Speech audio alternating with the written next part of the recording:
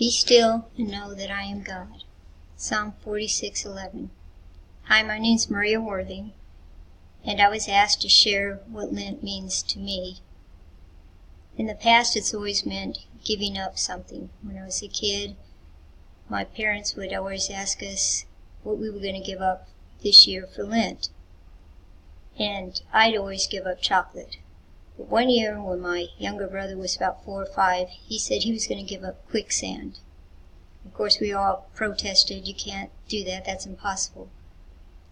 When I was thinking about what to say for this, it dawned on me that I think this year I'm going to give up quicksand. Because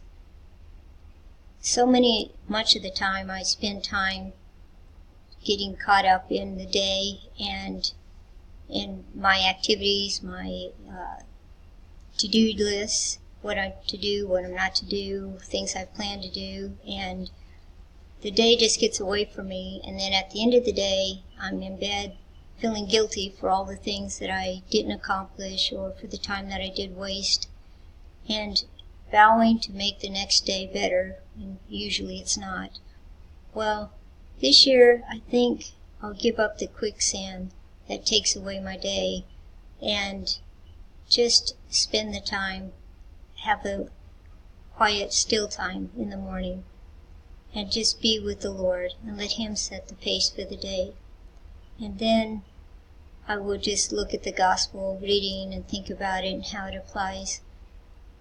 And then maybe I can kind of stop thrashing in the quicksand and sinking quicker, but instead slowing down and having a little more control of the day and let the Lord have control of the day.